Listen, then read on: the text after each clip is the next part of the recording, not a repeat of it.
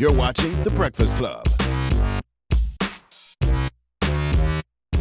Morning, everybody. It's DJ Envy, Angela Yee, Charlamagne the God. We are The Breakfast Club. We got a special guest in the building. Oh, man, one of our greatest white allies. One of the best assholes on the planet. Next to you, yes. Yes. Michael Rapaport. Thanks for having me. Thanks for having me. Glad to be here. It's your first time here? It's my first time here with you guys. I was something with you. You did Serious with me. I did Serious with you. He doesn't even remember. You remember? Yes. Yes. I don't know if it was both of you, but I know I interviewed you, and I never met you, Charlamagne. Never met Michael Rapaport. But I feel like I know him, here. though. I'm glad to be here. It's funny you called me an asshole because you are notoriously, and I think that's like a kinship because I think we like sort of game recognizes game and like sort of antagonistic personalities and all that stuff. But if you use your powers for good, though. Absolutely, and I think that if you use your power, I think you have to sort of get to know your powers and then sort of use them for good. Yes, which I think you've done. And I think that, I've done, but it just sort of fell into it with like, the videos and, that recently because of all I never cared or thought twice about politics ever at all. Never at all. And so it was a state of emergency. Yeah, because this is why. You don't care. You just speak your mind, and most people might get a little scared if they're going into acting or doing movies or things like that. I don't care about that. I don't care about that. And the thing for me about like where we are at politically, and it's Trump and his whole crew, his wife, his kids, his daughters, they're all guilty as far as I'm concerned. He's put our back against the wall, and I think he's made even like the minute problems into like it's him. It's like him versus everything. So like the kneeling, which started off with the police brutality as opposed to, it's become like the bigger problem is we need to get this guy out. Right. Before we can even start thinking of the smaller problems. And it's crazy. And as a New Yorker growing up here in New York City, I don't care if Donald Trump was a Democrat to the fifth power. He wouldn't have won New York anyway. Right. Like you can't win your own city because we grew up watching him. Right, we know. We've known him. I've seen him at puffy parties in the 90s. Like I've seen him chasing skirt. I've seen him on TV. I've seen him he's a douche. He's a 3-card Monte player, 42nd Times Square dude. And Mike Pence is the dude going, you lost $20. Like he's his little hustler dude, and Steve Bannon was his other dude. And then they run off and they take. He's a dog.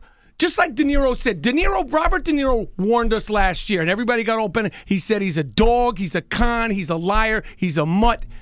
I like to punch him in the face. And everybody was like, oh, my God. And what he said was right. Yeah. And as bad as I thought it was going to be, and I imagine most people, he has overexceeded how bad he could possibly be. And he's lowered the bar, I think, going forward of the respect of the presidency. Because let's say Joe Schmo, Democrat, and it wins next time.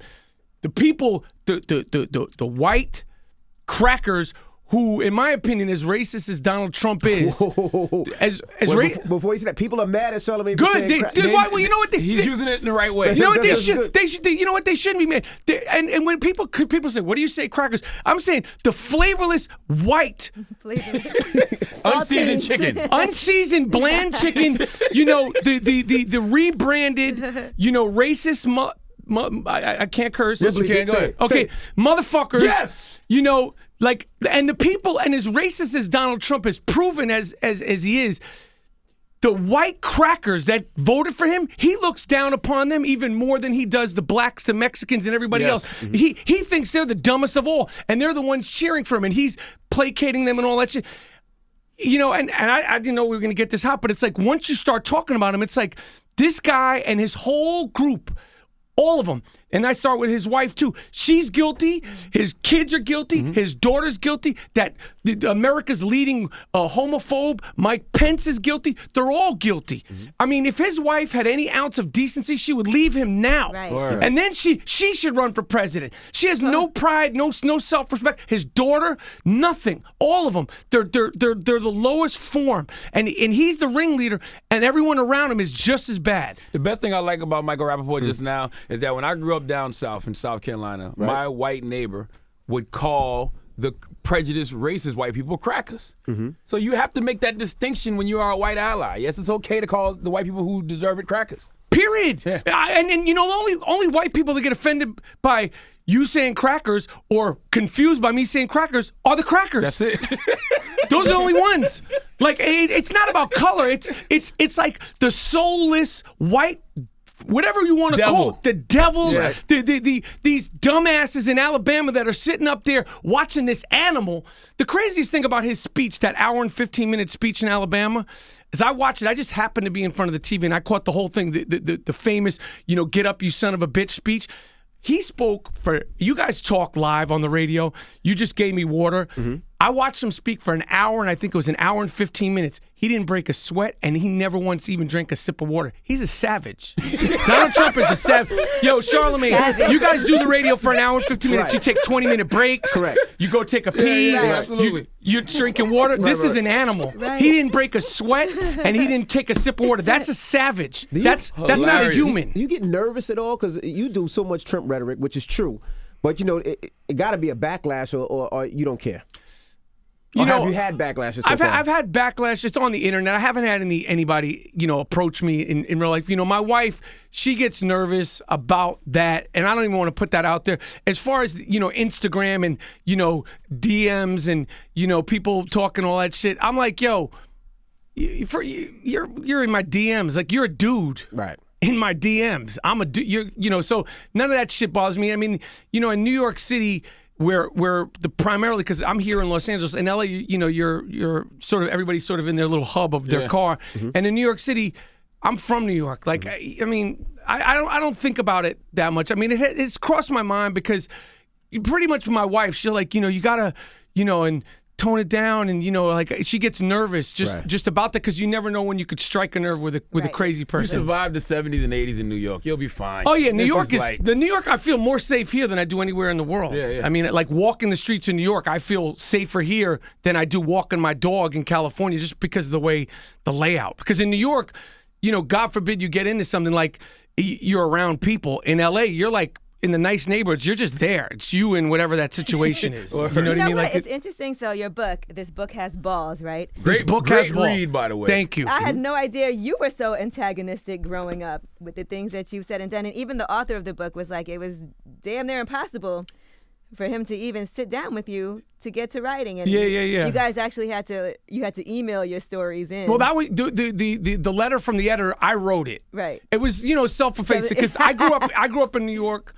But did those things really happen that you put in the letter from the editor?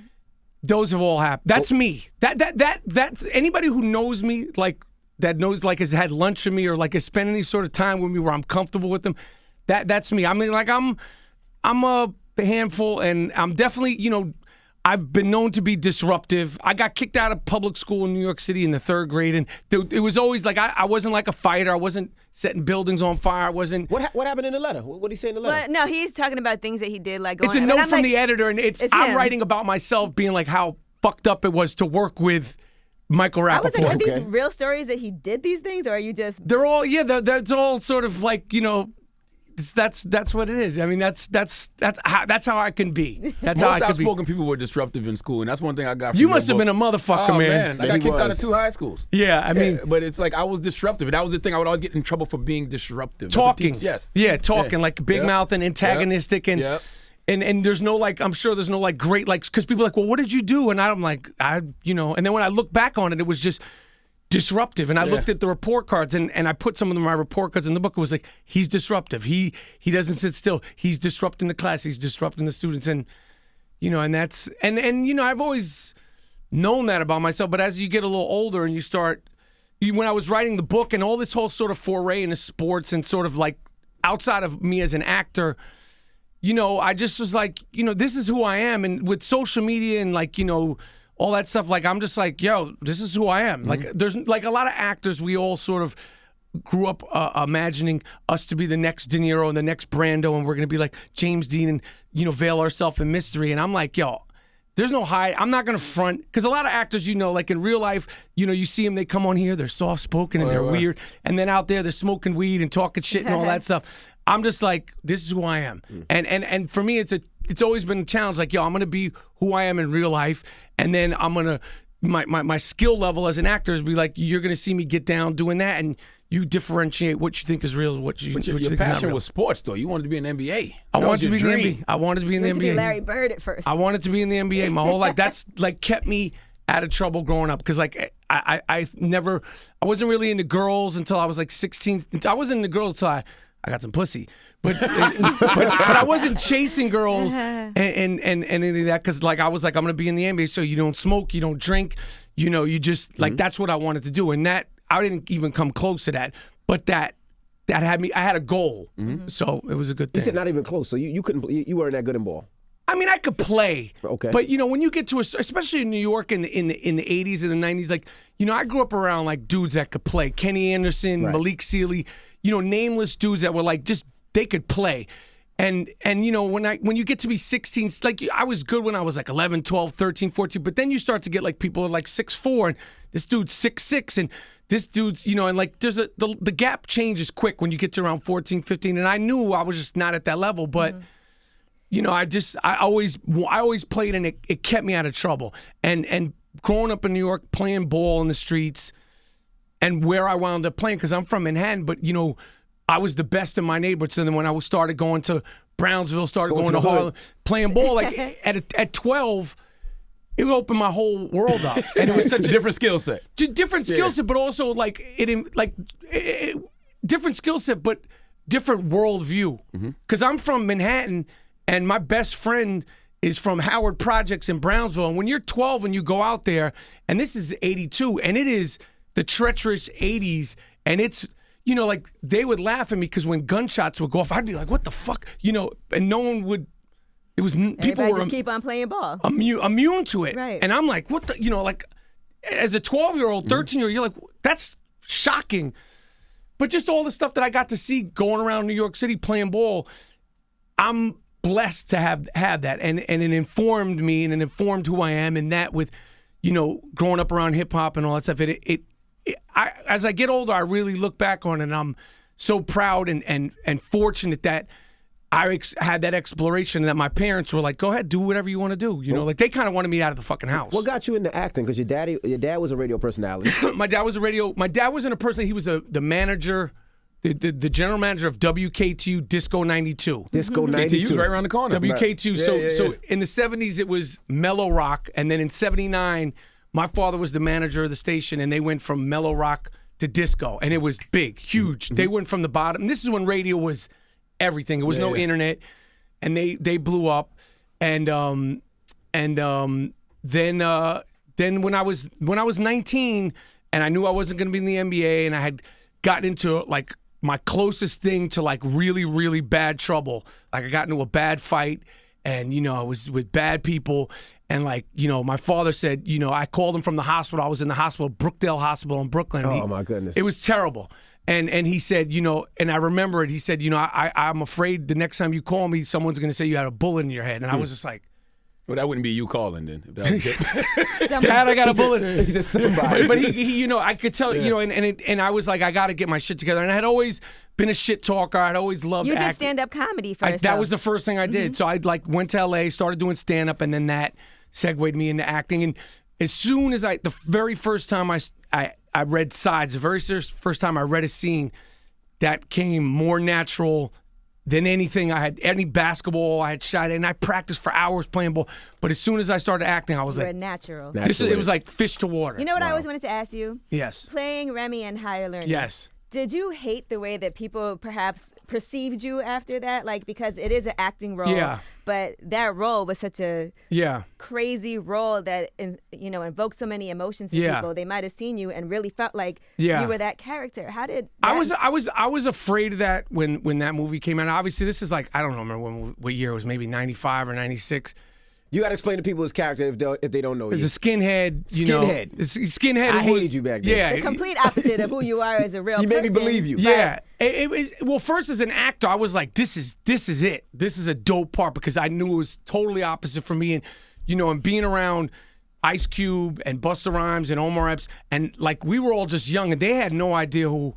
And they, it was kind of like a sort of church and state on that set. It was like the Skinheads, and it was like, Regina King, Cube, and Busta Rhymes, and Omar Epps, and they're smoking weed, and I'm in my fucking trailer, like, reading Mein Kampf, and, like getting into my character. And I'm like, but I want to hang out with these motherfuckers. I'm in here by myself, like isolated. But I thought I was a little concerned about that, being an issue. But the craziest thing about Remy is that 99% of the time in any hood, in any part of the country, to this day, people will be like, yo, Remy, what's up? Like, they love that character. So it worked out good. But I definitely was like, had my head on a swivel when the movie came out because I was like, I don't want people to think that you're really a skinhead. Yeah, I'm really a skinhead, Like, did you have to like meet any skinheads? Because I know sometimes when you prepare for a role to get into character, like how do you even get into that character? I didn't meet any skinheads. I read a lot of books. I watched a lot of documentaries, and just busted my ass. And John Singleton, just gave all of us the freedom to do our thing. And the crazy thing about that movie is Tupac was going to play the Omar Epps part, and Leonardo DiCaprio was going to play my part, and I was going to play the older skinhead. And then Tupac, I think they talked about this in that Tupac movie.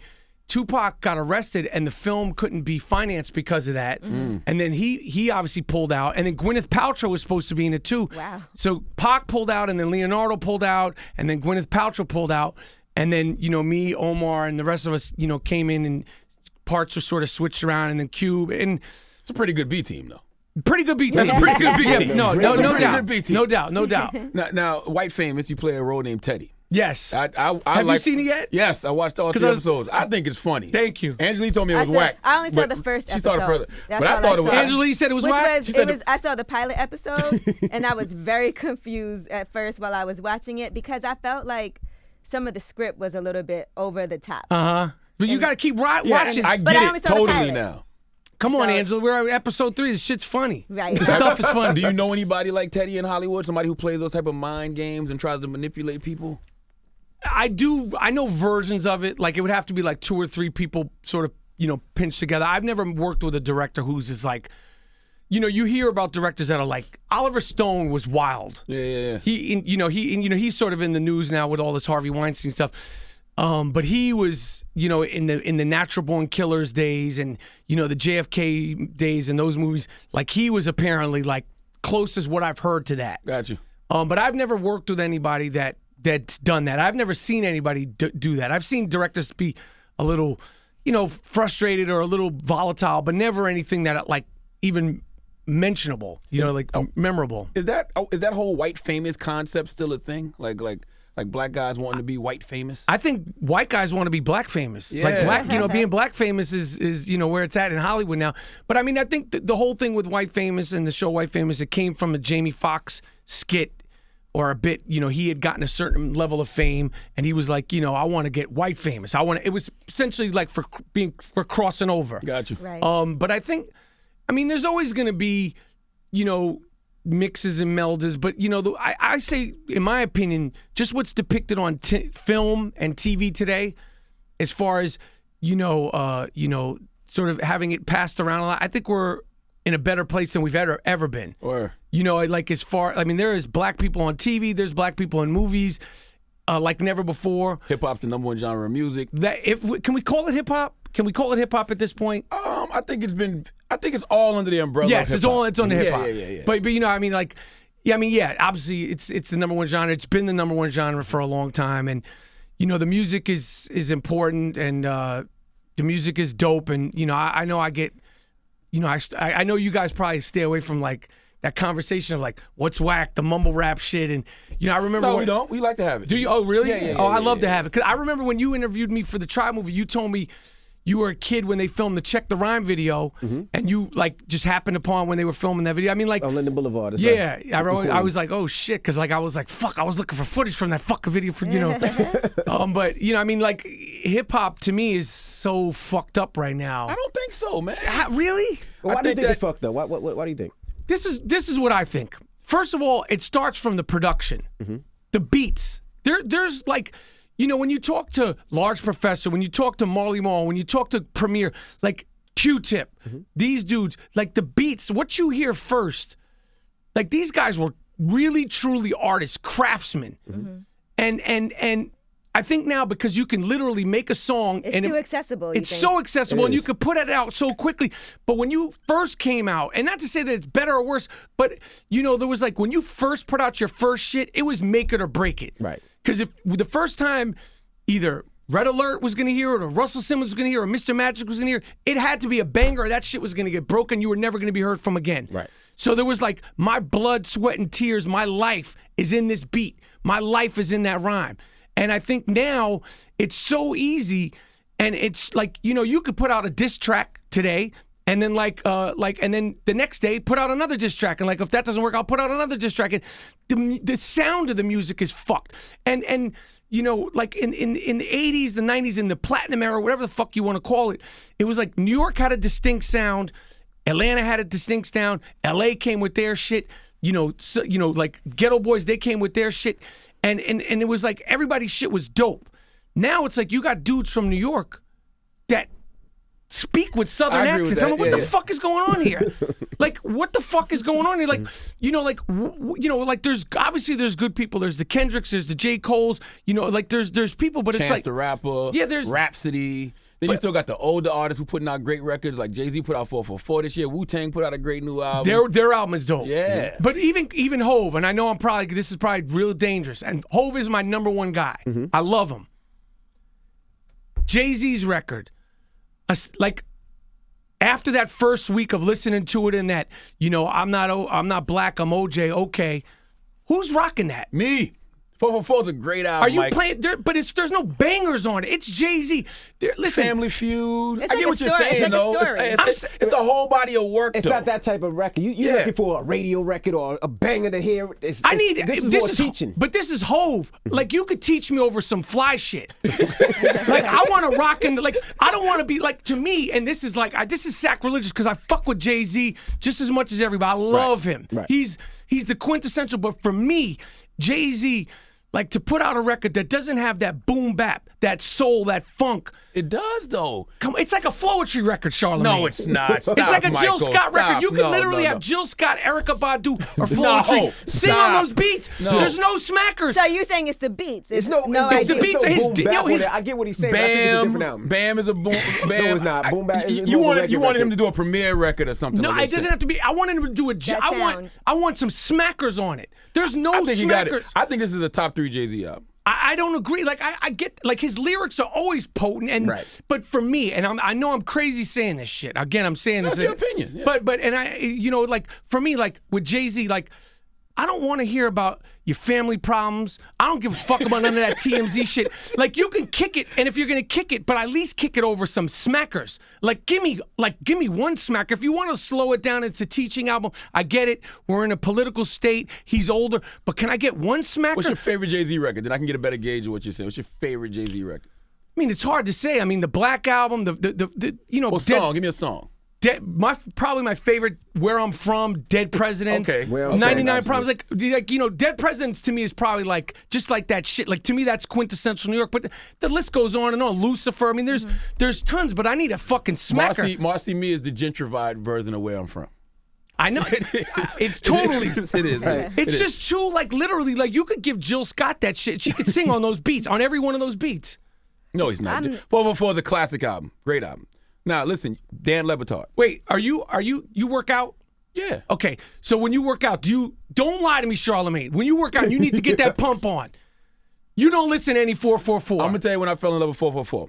It was because it came out on my birthday. My birthday was the 29th. It came out on the 30th. So I rode home from the little rooftop party I had, feeling good. And then we went on a family vacation to Anguilla. So the whole time in Anguilla, I'm by the pool and we're playing it. So and I'm like, this is a great album. Yeah, it's a vibe. Like, it's a great album. Look what I got on right now. I got you. Dude, nigga shirt. Rock Nation 444. I need a shirt. I need one of those shirts. I love it. But I listen. Yeah, I get that part of it. But like for the thing about, and we could get into Dan Le Batard. The thing about Hove and the thing about Nas and the thing about Eminem and the thing about the dudes from that ilk, from that cloth, that are still relevant and still remaining, is like I think they need to balance it and like be like, yo, this shit you know, like, because there's all this little this guy and young this guy and fucking fuckboy this and skinny jean this one and these fucking drug addict rappers and shit like that. But like Hove he's still relevant. Mm-hmm. Give me some smackers. Let them know like where the smackers are at. Nas, give me the fucking bangers. I need the bangers. So what did you think of Eminem's freestyle at the BET Awards? I thought it was great. It was whack. No, why? Let me give my opinion. Okay. I want to hear yours. All right. I thought it was the one of the best things about it was that there was no beat. Yeah. So it was just like focused on his words. Yeah, I agree. But I thought you want the smackers. Well, I'm saying that was a political statement. Yeah, that was a political statement. Album. And I think that the thing that he said, because the thing about Eminem and listen, I love Eminem. I wouldn't put him in, like, as far as, like, his songs, I don't put him in my top 10. As far as a skill level, he's a technician, he's fucking sick. Okay. Absolutely. Technician, he's sick. And when he's on other people's shit, ridiculous. Right. And that shit that he did with Busta Rhymes last year, that jump around shit, nuts. Even his sort of pop songs, like his skill level. But as far as boom bap, that smacker shit, like, hi, my name is, to me, I was always like, so I don't want any beef with Eminem because you don't want him coming at you with the lyrics. But for me, as a political statement from him, now, being a white dude, a white rapper who's been very aware of who his fan base is, it was good that he was like saying, like, yo, don't fuck with me if you're fucking with him. Right. So, like, you know, like, as far as that, so that I thought it was dope. So as far as a political statement, which is obviously what it was. Messaging was great. Terrific. But lyrically and the technical stuff, I've heard Eminem be way better. Totally agree with that. Yeah. But I think it was needed, and the way he did it on the platform and the fact that he did it at BET.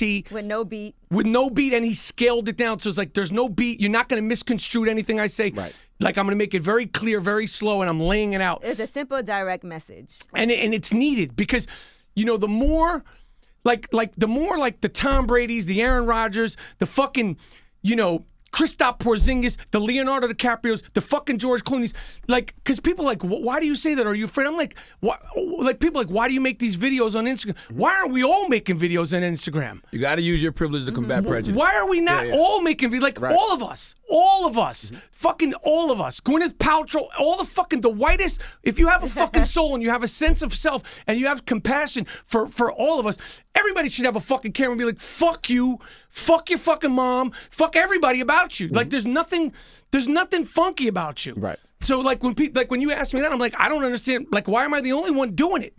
You know, as far as like actors, white actors, you know, I don't think twice about it. So now Dan Le Batard accused you of wanting to be black. Yes, it's not the first time. Have you ever wanted to be black? No, I've never wanted to be black. I've never wanted to be black. You know, it's a funny thing because, you know, first of all, Dan Le Batard, that fat donut eating motherfucker. I was going to ask you if you still got beef with him, but that answered my question. Yeah, no, him, his whole crew, he got his little producers, you know, he accused me of that shit. He's whack, he's corny. He's in Miami, he's banged up on bath salts and all that shit. I don't think twice about that. Dan Le Batard is a clown, and he's the old regime. Like, his time is up, and he's a company man at ESPN. Like, the guy at ESPN, the head guy, like he's the guy who handles his balls. Wait. He's really that guy, but he fronts like he's like, I'm this role guy. Dan Le Batard he's like, his days are numbered. Like, no one gives a fuck, and he always have his little Miami shit, but he's whack. Yeah, it's interesting that his father is like the star of the show. His father's the whole thing started because he accused Magic Johnson of being qualified to run the Los Angeles Lakers. And I was like, your father is on a TV show every day. Of being not qualified, you mean? Yeah, he said, is Magic Johnson qualified or not qualified to run the Los Angeles Lakers? Right. And I was like, you're talking about qualified. Your father is a minstrel show every day at 3 p.m. and you're talking about qualified or not qualified. Like Poppy, like it's cute and all that shit, but like, in my opinion, like that whole thing making fun of rappers' lyrics in broken English, that shit's disrespectful. Yeah. And you know, so whatever. It started out as an Instagram thing, then as a Twitter thing, then his producer started popping shit, and you know, and then whatever, and then you know. And you're like, bring it, let's go. Bring it, because first of all, I know you're whack anyway, and second of all, like, there's no. I work for myself. Mm-hmm. I'm an independent contractor. Like when I file a W-4, it says independent contractor, and it has since the first day I made money. So I don't follow any of that shit. And you're at ESPN, whatever. I mean, I like ESPN. ESPN is the worldwide leader, but like, it was like, If I'm going down, we're all going down. Are you ever disappointed when you meet some of these athletes that you really look up to? Like, I know you talk about meeting LeBron in the book and, meeting different people. Have you ever been like, man, I love this guy, and then I met him? You know what? As far as athletes, I've always, because I have such respect for athletes, and I've never asked any athlete friend that I've met for tickets. I don't ask for sneakers. I barely even, like Dr. J and Magic Johnson, I asked him for a picture. Like, I've just, like, as far as athletes, I'm just like, I want to just enjoy them as the like I want to join. And the LeBron thing happened because I had met LeBron at the 40-40 Club when he first came into. He hadn't even played in the game. I met him. I was there with Jay-Z and Tata and all them, and we were just chilling. And like I left. I walked literally like into LeBron. Nice to meet you, sir. I'm a big fan, sir. Nice to meet you. How you doing? Good luck. Like you didn't know what he was going to be, but you had a feeling he was going to be good. Right. Saw him a few times at the All-Star game. What's up? Nice to meet you. Good luck. Keep doing your thing. And the thing that happened with LeBron, and I talk about it in the book, is he out of all the athletes and celebrities I've ever met, my kids have met everybody. And they don't get impressed by anybody because their father's the coolest motherfucker they know. So when they ran into LeBron, he dissed my kids. Like he gave them the fucking Heisman and turned his back to them. And I had heard later on that a friend of a friend, had possibly slept with a friend of his friend, and maybe he correlated me with my friend. That's a long string of events. And it has nothing to do with a 10 and 8 year old. Like they ain't trying to get a selfie. They ain't asking you. Don't front on the kids. Just give them a pound and a smile. Don't play me and my kids. And out of all the athletes, out of all the celebrities, out of all the rappers I've ever met, especially with my kids, that was the only motherfucker that ever did that. And I was like, hell fucking no. Hell no. And so whatever. But as far, obviously he's the best. But as far as, all the shenanigans that he's done and, the big three and all that, I think he's really fucked up the NBA because all the other guys are following suit. And I think when he leaves, I know he's done a lot of things for the players, but when he leaves the NBA and when he finally, his term is over, and I hope he never gets injured because it's interesting.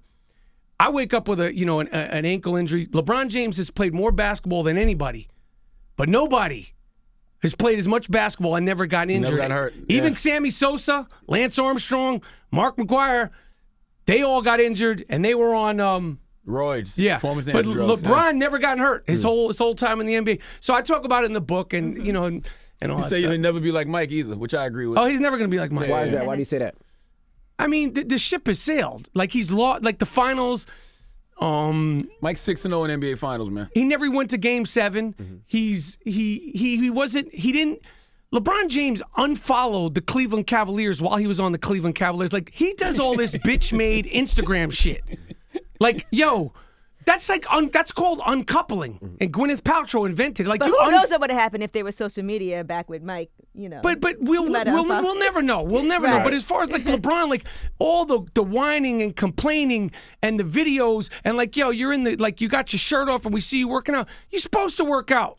You fucking LeBron James. But it might be that there's more access to all of that now than there ever was before. I get it. Look, he's dope. I'm just saying, like, the real thing for me is the big three thing. When he went to Miami in his prime and started that big three, the NBA will never be the same for me. And you see how many big threes there are this year. And Kevin Durant, who at first I was like, shit, why is he doing that? He just had to play catch up with what LeBron James did, and that's why I thought it was so beautiful when they cracked their ass last. So you don't mind that Kevin Durant did that? I think I don't mind that any of them do it now because they're all sort of catching up with what he's done. This friends and family AAU banana boat bullshit. That's a chapter in the book I wish was actually a whole book, and that's Words from the 5-Foot Assassin. Because you did a Tribe Called Quest documentary. Right. But clearly y'all became friends during that doc, and he was a big sports guy. The biggest. Yeah. Phife was the biggest sports fan. And, I mean, he loved sports. You knew that even if you never met him because of all the sports references in his lyrics. And, I knew that I had to do something about Phife in a sports book because when I was doing the Tribe movie, eventually we wound up using some of it in the movie. I'd be like, tell me about the Midnight Marauders record or tell me about when you were on Low End Theory tour. And it was somehow or another we'd wind up talking about, Earl Campbell or Walter Payton or Patrick Ewing or Big East basketball. So I just wanted to put that in there because, obviously him passing was a big loss for his friends, for his family, for the fans. But the sports world, and it was before he passed, he wound up on ESPN with Scott Van Pelt, and you could just see he was like elated to be there because he loved, as much as he loved hip hop, as much as he loved New York, as much as he loved all the other stuff, sports was like, he loved it. So I wanted to make sure to put that in there for him and for his family and for the fans. All right. And who knew that Mickey from Rocky was getting all that pussy? Mickey was a consummate stick man. Burgess Meredith. Idea. I had no idea either. Yeah.